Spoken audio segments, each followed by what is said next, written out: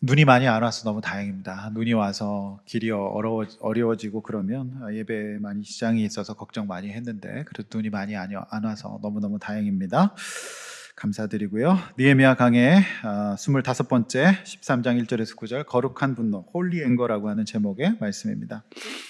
자, 이제 분노라고 하는 감정이 있습니다. 이 분노라고 하는 감정은 두 가지가 있습니다. 하나는 이 상처와 그 다음에 이제 이기적인 목적이 달성되지 않았을 때 오는 분노가 있습니다. 근데 이제 성경에는 이제 거룩한 분노라는 것이 있거든요. 또 다른 분노죠. 이 거룩한 분노라고 하는 것은 같은 분노의 감정은 똑같은데요.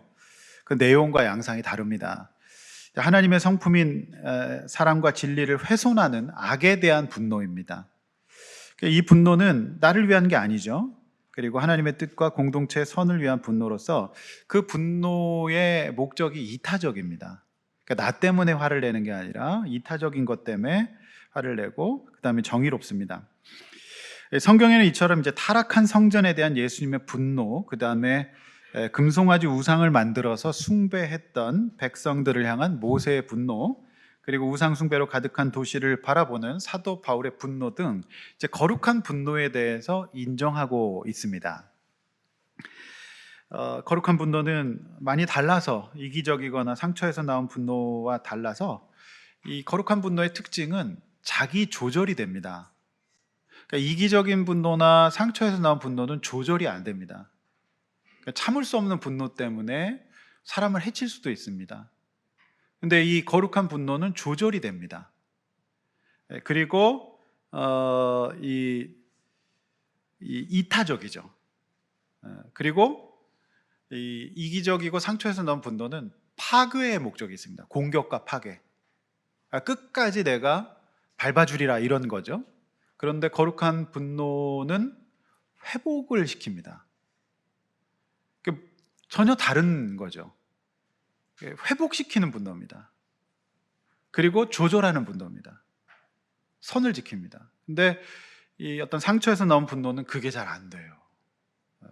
이게 뚜껑이 열려버리면 이게 통제가 안 되고 그냥 다 죽자 이런 파괴적인 것으로 가게 되는 것이죠. 그래서 우리가 이제 분노를 안 하고 살 수는 없습니다. 여러분 이번 한 주간도 많이 분노하셨을 겁니다. 아닙니까? 네. 혹시 어제 분노 많이 하지 않으셨습니까? 표정들이 분노의 기운이 좀 남아있는. 분노하죠. 그래서 우리가 이 분노를 한번 점검해 보십시오. 내 분노는 거룩한 홀리 앵거인가 아니면 이기적이고 상처에서 나온 분노인가? 이기적이고 상처에서 나온 분노는 사람을 파괴시킵니다. 그리고 다른 사람도 파괴시킵니다. 각자 자신의 분노에 대해서 한번 분별해 보셔야 할 것 같습니다. 자, 우리 지난주 본문에서 심히 즐거운 큰 기쁨의 봉헌식을 마칠 이스라엘 백성들과 예루살렘 성전. 오늘 이 13장에서 도대체 무슨 일이 있었을까요? 거룩한 분노를 보게 되거든요. 자, 이제 본론입니다. 첫 번째, 여전히 변화되지 않는 자신에 대해 분노해야 됩니다. 자, 1절에 4절 성경 보시면서 설교 들으시기를 바랍니다. 1절, 그날 모세의 책을 낭독하여 백성에게 드렸는데 그 책에 기록하기를 암몬 사람과 모압 사람은 영원히 하나님의 총회에 들어오지 못하리니. 자, 여기서 그날은 지난주 본문의 봉헌식 날입니다. 지금 3절까지의 문맥은 지난주 본문의 문맥입니다. 그러니까 봉헌식의 마지막 순서가 되는 겁니다. 시간 관계상 제가 다 다루지 못했던 것이죠. 그러니까 이제 몸의 성결과 이 예루살렘 성벽의 정결을 이룬 뒤에 큰 기쁨과 즐거움 누린 백성들의 봉헌식의 마지막 하이라이트, 제일 마지막, 주인공 나오는 마지막, 이 하이라이트는 모세율법, 즉 성경 말씀을 낭독하는 것이었는데 그 낭독한 성경 말씀의 내용이 바로 오늘 이 말씀이었던 겁니다. 그러니까 하나님 앞에 봉헌된 예루살렘 성전과 성벽 유지를 위해서 매우 중요한 말씀이었죠. 그게 암몬과 모압 사람들을 구별하라는 내용이었어요. 네. 그 이유는 2절에 나와 있습니다. 과거 이스라엘 백성들이 출애굽하여 가나안으로 향하던 그 시절에 암몬과 모압 사람들이 정말 해서는 안 될 행동을 했습니다. 어떤 행동을 했냐면, 이 배경이 민수기 22장, 24장, 그 다음에 신명기 24장 4절에서 7절에 나오는데요. 당시 상황에 대한 자세한 기록이 되어 있습니다. 집에 가서 한번 읽어보실 수가 있고요. 이 구약이 배경이 되는 시대를 이제 고대 근동이라고 합니다. 그러니까 중동이죠, 지금의. 이 지역에는 사막과 그 다음에 광야로 이루어져 가지고요. 이 지역에 이제 거주하는 사람들은 여행자들에게 쉼과 음식을 제공하는 거, 이거는 당연한 도리입니다. 왜냐하면은 너무 척박한 땅이기 때문에 이 여행자들을 돌아보고 음식과 쉴 곳과 물을 제공하지 않으면 죽기 때문에 그렇습니다. 그래서 지금도 중동 지역에는 손님을 그렇게 귀하게 여긴다고 합니다.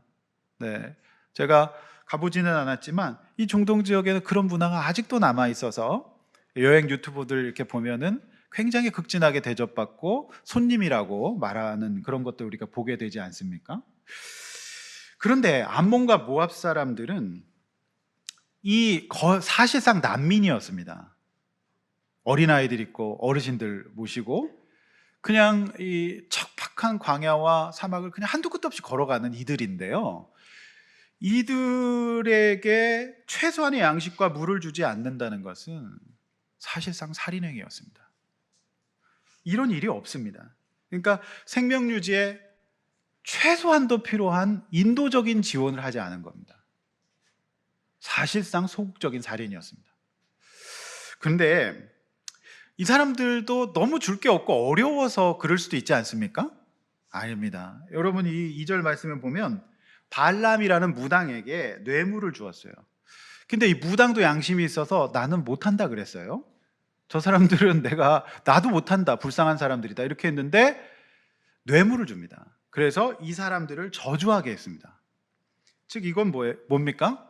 먹을 것이 없고 자기도 먹고 살기 너무 힘들어서 나눠줄 것이 없어서 안 준 게 아닙니다.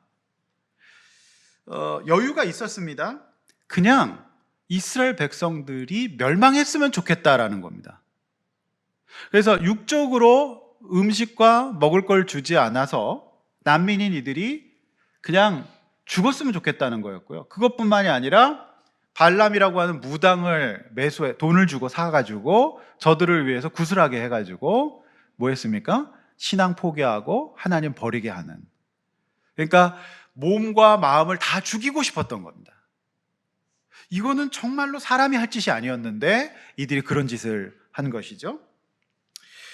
여러분, 그런데 이걸 그냥 3절까지 살짝 읽으면 이거 좀 이상하다, 기독교가 차별하는가, 왜 암몬과 모압 이 사람들도 예수 믿고 천국 가고 우리 같이 하나님 백성 될 수 있지 않는가라는 생각할 수 있잖아요. 근데 이들은 절대 여호와의 총회에 들이지 말라 이렇게 말하고 있는 것이, 여러분 표면적으로만 그냥 읽으면은 오해하실 수가 있는데 아닙니다. 여러분, 기독교는 인종을 차별하지 않습니다.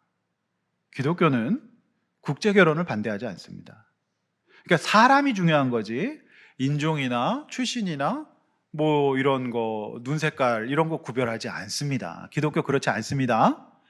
그런데 그 어떤 인종이 중요한 게 아니라 이 사람들은 차별이 아닌 격리의 요소가 있습니다. 잘 들어보십시오. 우리 몸에 암세포가 생기면 최선의 치료책은 잘라내는 겁니다. 그리고 항암제로 소멸시키죠. 이렇게 설명해 보겠습니다. 코로나 때 우리는 감염된 사람들을 격리했습니다. 가족 가운데 사랑하는 내 자녀가 먼저 감염이 되면 그 방에다가 격리해서 음식 넣어주고 그랬던 기억들 나시죠? 그죠? 저희 집은 그랬습니다. 큰아들이 먼저 감염돼서 그 아들 방에 음식 넣어주고 못 나오게 했던 기억이 있어요. 여러분, 그걸 어떻게 차별이라고 하겠습니까? 그렇죠? 제가 코로나 걸리면 제가 예배 인도를 못해요. 그리고 가족들 가운데, 사람들 가운데 그런 일이 있으면은 취약한 분들, 워낙 질환을 갖고 있던 분들이나 어르신들이 위험해집니다. 그래서 격리를 차별이라고 말하지 않습니다. 암몬과 모압 사람들은 차별이 아니라 지금 격리의 대상이 되었던 겁니다. 왜냐하면 그 구약 시대부터 지금 포로 이후 이 시대까지 과거부터 지금까지 계속해서 이스라엘 백성들의 몸과 마음을 무너뜨리려는 열심을 더 크게 발휘하고 있습니다. 여러분 뒤에서 이제 보시겠지만은 도비야, 성경은 암몬 자손이라고 기록하고 있어요. 네. 그러니까 이분들이 여호와의 총회에 들어올 수가 없는 겁니다. 이분들하고 하나님의 일을 할 수는 없는 겁니다. 여러분, 우리 가정에는 손님이 방문해야 됩니다. 그런데 강도가 방문하는 것을 허용하지 않습니다. 그렇지 않습니까? 사기꾼이 방문하는 것을 누가 허용하겠습니까? 말이 되는 게 아닙니다. 그런 의미의 오늘 이 말씀이라는 것을 여러분이 이해하셔야 됩니다. 이것이 왜 문제가 되느냐, 이것이 어떤 문제가 되느냐, 오늘 본문에 고스란히 설명이 되고 있습니다.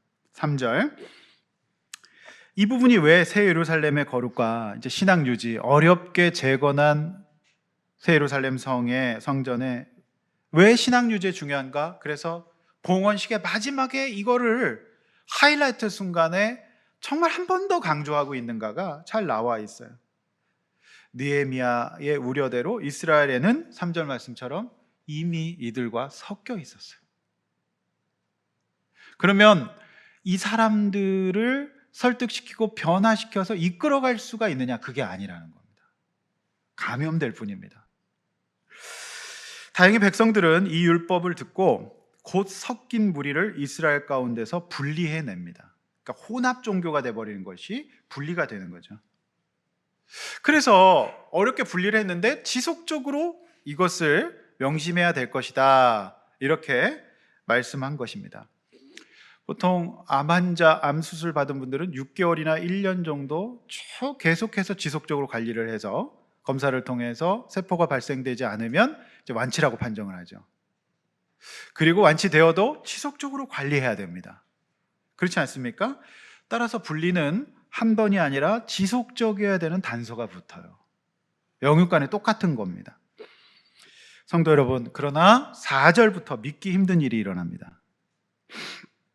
이때 하나님의 전에 방을 맡은 제사장 엘리야십이라는 인물이 있습니다. 느헤미야는 이 인물을 제사장이라고 표현하고 있지만 사실 그는 재건된 새 예루살렘의 성전 운영의 전권을 쥔 대제사장이었어요. 자기 마음대로 할 수 있었습니다.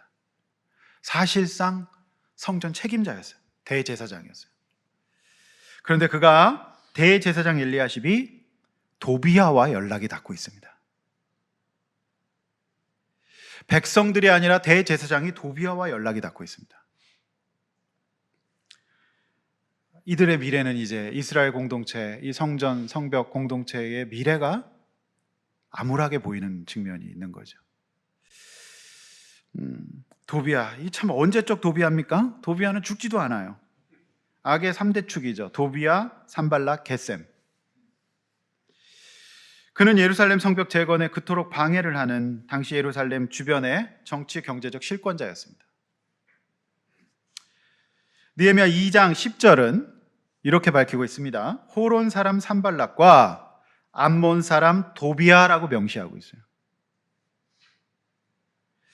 그가 바로 율법에서 그만 암몬 사람이었다는 것을 모를 리 없었습니다.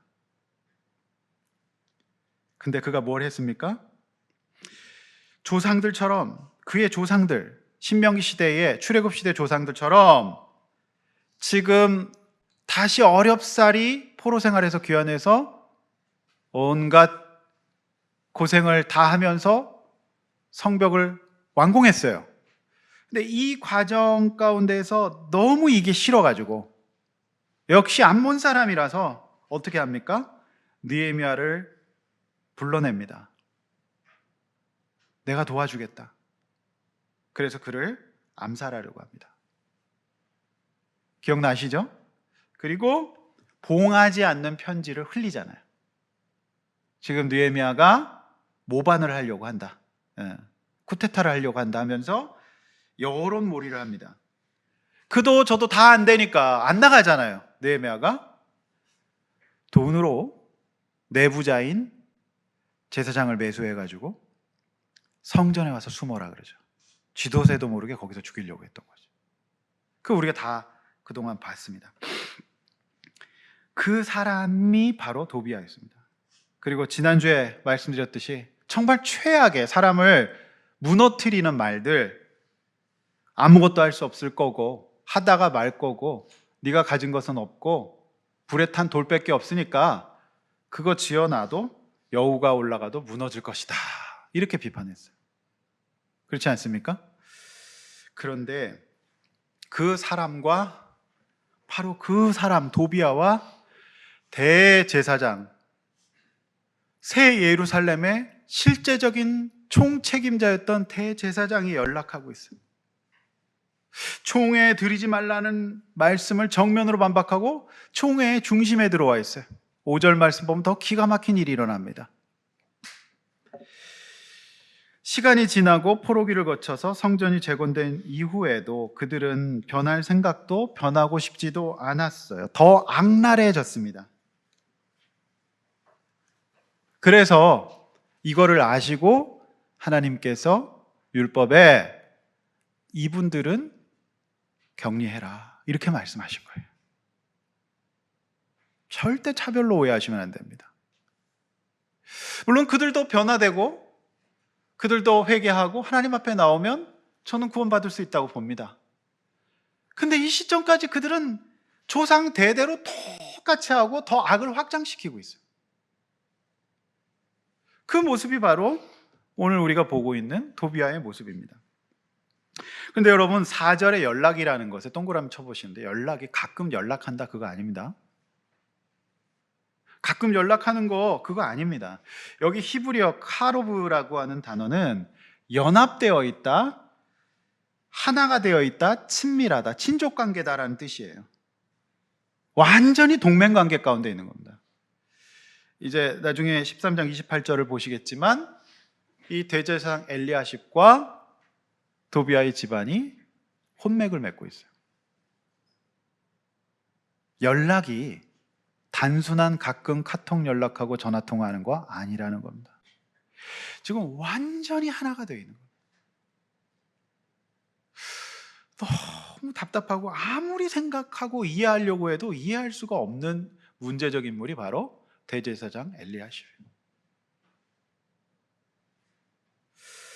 대제사장 엘리야십, 이분은 참 정말로 이상합니다.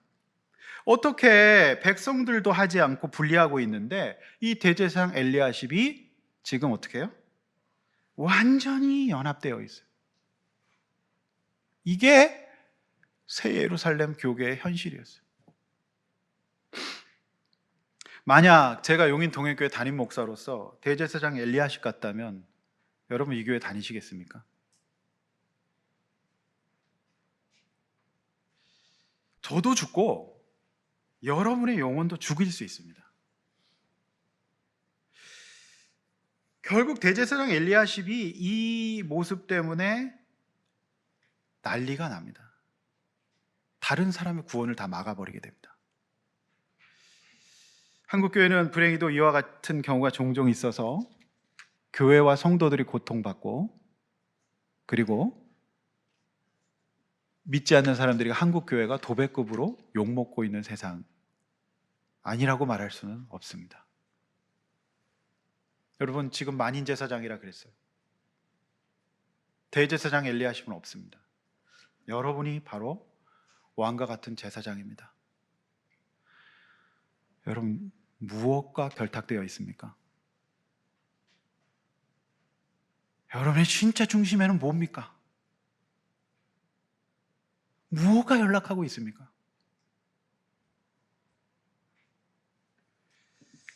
어렵사리 재건한 이스라엘 성전과 성벽, 그리고 백성들 모두 이 엘리야십 대제사장이 정신을 차리지 못해서 이제 완전히 무너집니다. 성도 여러분, 하나님과 연락합시다. 하나님과 하나 됩시다.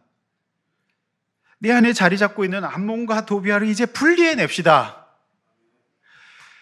믿지 않는 가정 가운데 여러분 혼자 믿고 있다면 여러분이 제사장입니다. 그래서 여러분 이제 분리해내야 됩니다. 그래야 나도 살고 남도 삽니다.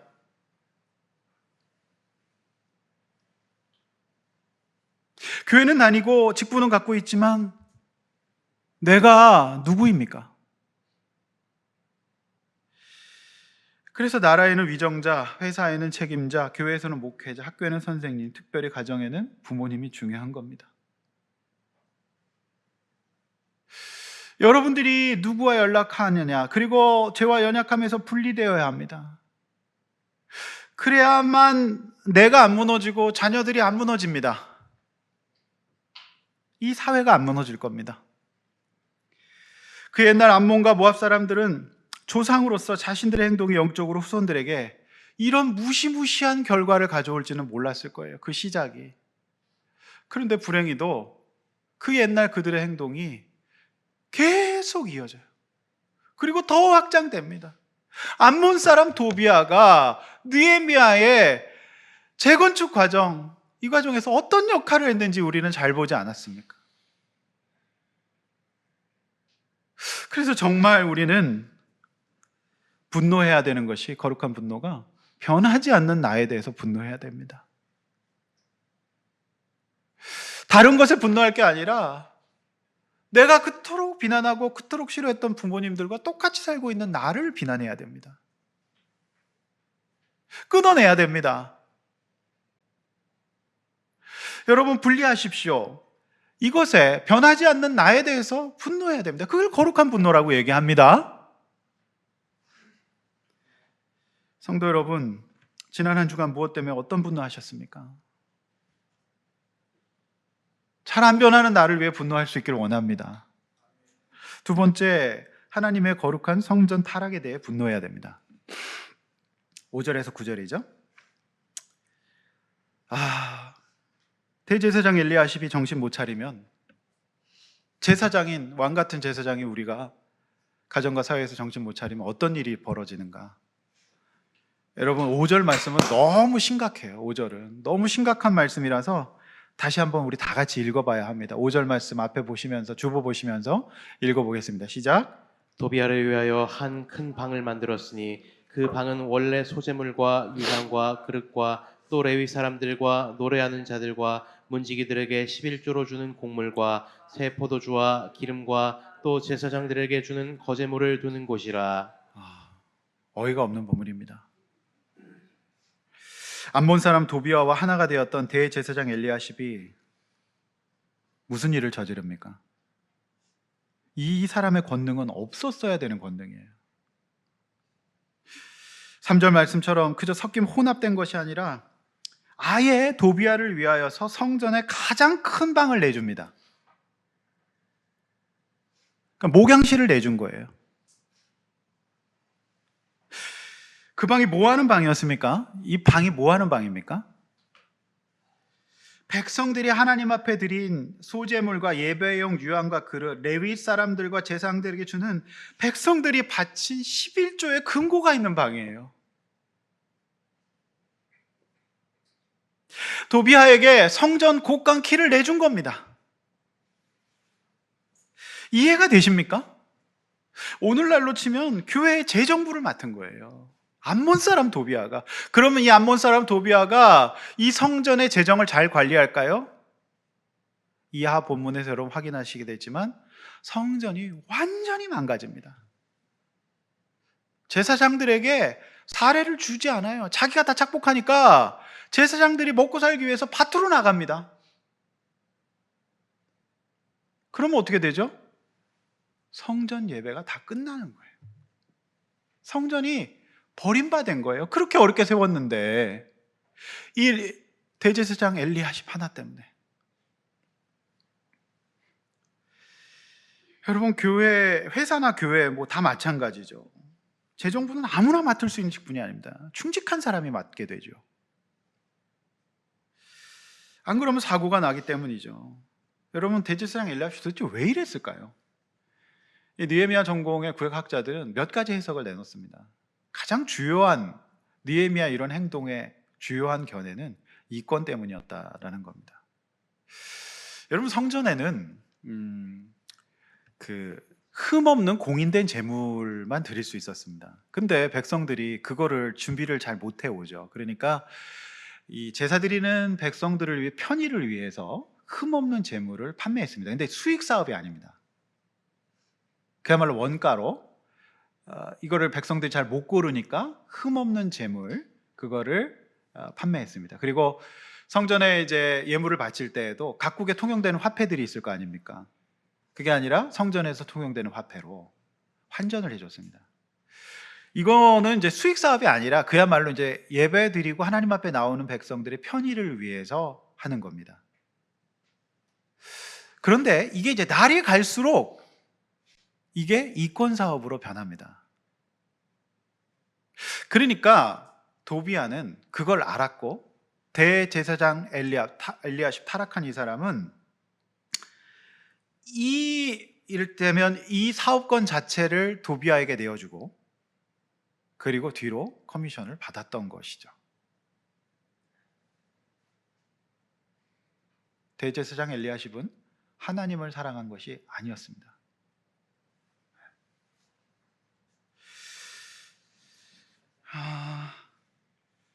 다음 주에 보실 10절 이하에서 보시겠지만 암몬 자손 도비아가 바라는 것은 재건된 이스라엘 공동체가 망하는 것이었습니다. 그러니까 정상적으로 지급되어야 될 것이 안 나가고 레위인들이 떠나게 됩니다.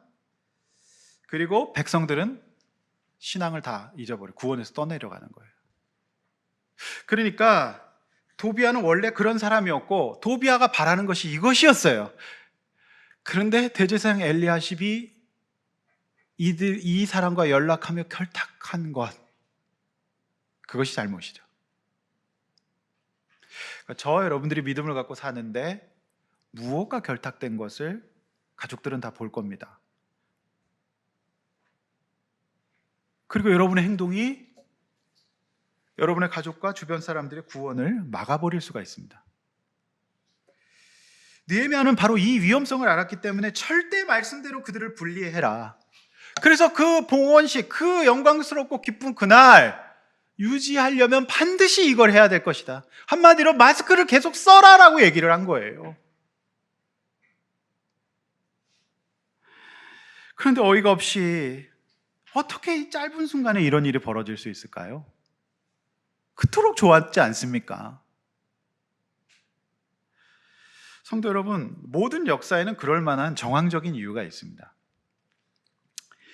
그게 6절입니다. 6절 보시면 그때는 내가 예루살렘에 있지 아니하니라 바벨론 왕 아닥사스다 32년에 내가 왕에 나갔다가 며칠 후에 왕에게 말미를 청하고 7절 예루살렘에 이르러서야 엘리야십이 도비아를 위하여 하나님의 전뜰에 방을 만든 악한 일을 알았습니다. 그렇습니다. 이때 대제사장 엘리야십이 이 행동을 할 때 예루살렘에 느헤미야가 없었던 거예요. 느헤미야가 시퍼렇게 눈뜨고 있었다면 못했을 겁니다. 그런데 그때 없었어요. 왜 없었습니까? 느헤미야 5장 14절 말씀처럼 아닥사스다 왕 20년서부터 32년까지 12년 동안 유대 총독으로 재임합니다. 그리고 그는 처음에 페르시아의 술 맡은 관원장 제국의 2인자로 있을 때 왕과 왕비에게 설득했어요. 돌아오겠다고. 내가 저 형제들 위해 성벽과 성전 건축하고 오겠다고 말했어요. 그러니까 느헤미야는 공직자로서 그 약속을 지킨 거예요. 다시 페르시아 돌아가서 귀국 보고하고 업무 보고하고 거기에 눌러 앉을 수도 있었지만 여전히 신임받는 공무원이기 때문에 그러나 그는 평소 그의 출세와 그의 성공과 승진보다 약하고 힘없고 연약한 촛불 같은 자신의 동족들과 백성들 거기에 관심이 있었기 때문에 급하게 돌아왔습니다. 그래서 오늘 성경 말씀에 보면은 얼마 후에 다시 돌아왔다고 돼 있잖아요. 그러니까 이제 이 예루살렘을 느헤미야가 비운 기간이 얼마냐에 따라서 얼마냐에 대한 것도 한 세 가지 해석이 있습니다. 첫 번째는 1년 전후 짧은 기간입니다. 두 번째는 한 5년 정도로 보는 사람도 있어요. 그리고 길게는 이게 너무 쉽게 망가지지 않기 때문에 한 10년 정도 자리를 비웠을 거다. 뭐 이런 설도 있습니다. 그런데 이 개혁주의 신학, 그러니까 우리 교단의 그 많은 구약학자들은 대부분 1년 전후를 봅니다. 그러니까 저도 이것을 지지하는 게 예루살렘에서 지금의 이제 이스라엘에서 이제 페르시아 여기 그 바벨론 여기까지 갔다 오려면 교통수단이 뭐 비행기가 있는 것도 아니고 차도 있는 것도 아니기 때문에 도보 또는 말이거든요. 그러니까 1년 남짓 걸린다고 보는 게 맞습니다. 그렇게 길지 않은 시간이었어요. 그러니까 그 시간 동안에 보고하고 다시 부탁해서 돌아오게 되는 거죠. 2차 임기를 시작하게 되는 요 짧은 기간에 이렇게 완전히 망가진 거예요. 그래서 여러분, 사람의 신앙이라는 게 그렇습니다. 우리가요 정말 회복하기는 어렵습니다.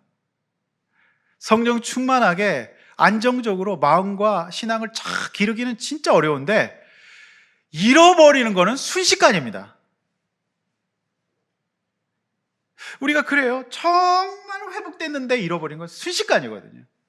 그게 바로 암몬과 모압의 치명적인 바이러스 때문이에요. 아무리 건강해도요, 우리가 코로나 겪어갔지만 이게 낫지를 않는 거예요. 바로 그런 겁니다. 성도 여러분, 그래서 우리 장담할 수 없어요. 이런 짧은 시간에 이렇게 망가진 거죠. 그래서 8절, 내가 심히 근심하여 도비아의 세간을 방 밖으로 내어 던집니다. 제가 거룩한 분노는 통제되고 있다 그랬습니다. 지금 느헤미야는 대제사장 엘리야십은 놔둡니다. 그는 자기가 할 일이 아니라 하나님께 맡겨요. 그럼 뭘 합니까? 도비아를 처단합니다. 네. 그러니까 여러분 보십시오. 여기서 심히 근심이라는데 이 그 느헤미야의 근심의 그 깊이를 여러분 이해할 수 있으시겠죠? 그동안 우리가 느헤미야서 쭉 봐왔잖아요. 얼마나 황망하고 얼마나 참 화도 나고 그렇지 않겠습니까? 성도 여러분, 이 대목에서 거룩한 분노를 하게 되는 거예요. 이 느헤미야의 분노는 자기 상처가 아닙니다. 정말 하나님 때문이고 되돌리고 회복시키고자 하는 분노였다라고 하는 것이죠.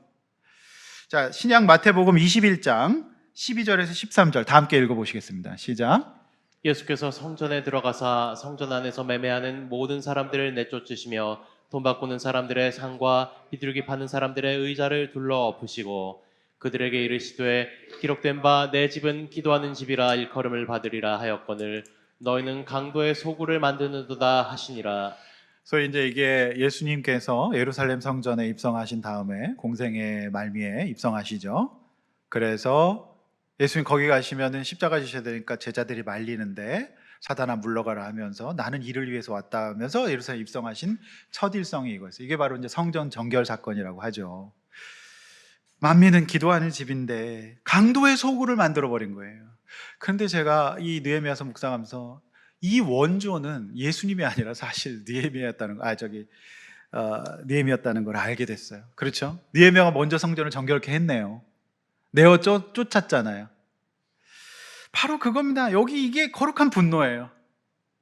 예수님이 이걸 폭력을 행하신 게 아니라요, 예수님이 통제하시면서 그 살리고 회복시키고자 하는 분노였다라고 하는 것입니다. 성도 여러분, 우리 자녀들에게 분노하실 때 사실 조금 닮아 있긴 해요. 자녀들 잘 되라고 회복시키고자 하는 것이죠. 근데 여러분 거기서 감정의 선을 잘 잡으셔야 됩니다. 그 선을 넘어서 여러분이 열받아 갖고 이제 하게 되면 애들은 이제 그걸 다 알죠. 부부싸움 하실 때도 마찬가지입니다. 정말 나 잘 되라고 하는 건지 내가 지금 뚜껑이 열려서 그러는 건지 그 선 잘 잡으셔야 됩니다. 그러면 여러분의 선한 마음은 다 날아가고 나한테 화낸 것만 생각할 겁니다. 웃으라고 드린 말씀입니다. 그래서 이 거룩한 분노 하시죠. 느헤미야는 겸손해요. 통제되고 있어요. 율법의 대제사장들은 하나님께 맡기게 돼 있습니다. 하나님이 무섭게 심판하실 겁니다. 그래서 도비아를 처단하죠. 그 다음에 그걸 끌어냅니다. 그리고 다시 어떻게 합니까? 도구들을 채워요. 회복입니다. 철저하게 이거는 거룩한 분노라고 볼 수가 있는 거죠. 성도 여러분, 거룩한 분노를 합시다. 화를 내지 말라는 얘기 아닙니다. 그런 사람 없어요. 근데 이것이 나의 상처나 이기적인 목적의 분노라면 실효적 이익이 하나도 없어요. 파괴밖에 없는 거예요. 관계 단절밖에 없습니다. 그런데 거룩한 분노는 살리는 분노입니다. 회복시키는 분노인 줄로 믿습니다. 성도 여러분, 이 본문에 대해서 우리의 묵상은 한 걸음만 더 나가야 됩니다. 대제사장 엘리야십이 이런 대담한 행동을 할 수 있었던 것에는 대제사장이라는 직분 때문에 그는 행장가요 평신도였던 느헤미야를 사실을 무시했던 거예요. 이 대제사장 엘리야십은 느헤미야는 다시 돌아갈 사람이라고 생각했던 것 같아요. 그래서 느헤미야가 옳은 일을 합니다. 틀린 일이 아니에요. 말씀대로 합니다. 그러니 반대는 안 합니다. 따라가긴 합니다. 그런데 그의 중심에는 뭐가 있었냐? 저 사람은 나는 대제사장이니까 저 사람은 다시 돌아갈 사람이고 사실상 귀임해서 안 돌아올 걸로 생각했던 것 같아요. 그리고 자신의 직분 뒤에 숨어서 사실상 새 예루살렘 성전의 주인공은 자기라고 생각하고 변화될 생각이 없었고 소극적으로 변화되는 척만 했던 거죠. 반대할 수는 없으니 따라가기는 했지만 그의 중심의 연결은 여전히 말씀과 상관없는 자기의 욕심과 이기심과 욕망 가운데 있었어요. 그러니 그가 잠깐 귀임한 1년 어간의 그 짧은 시간에 이렇게 성전을 망가뜨리는 겁니다. 그는 변할 생각도 변하고 싶지도 않았고 암몬 사람 도비아와 혈맹을 맺으면서 회개는커녕 하나님을 사랑하고 백성들을 사랑하지 않고 자신의 욕심과 도비아가 주는 이권을 챙겼어요. 오늘날 세상 사람들이, 우리 신자들이 이렇게 산다는 것을 알고 있는 것 같아요.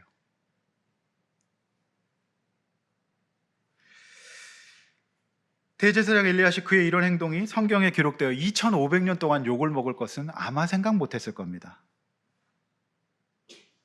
예수님 시대에 로마의 탁월한 공무원이었고 인정받는 야심 충만한 관료였던 본디오 빌라도가 그랬듯이 그는 오늘도 우리에게 1부 예배, 2부 예배 2번 욕을 먹었습니다.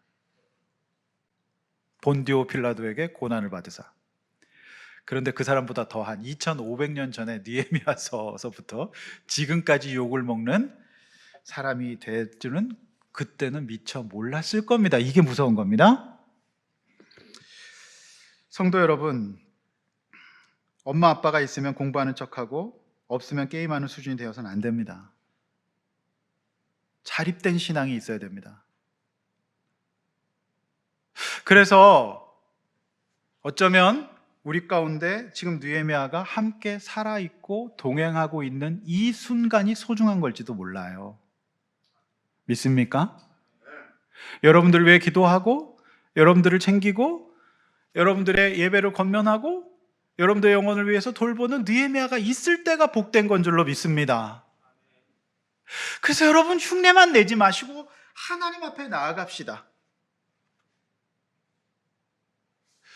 그렇지 않으면 우리는 그 짧은 시간에 완전히 원점으로 들어가서 더 나빠질 수가 있는 거예요.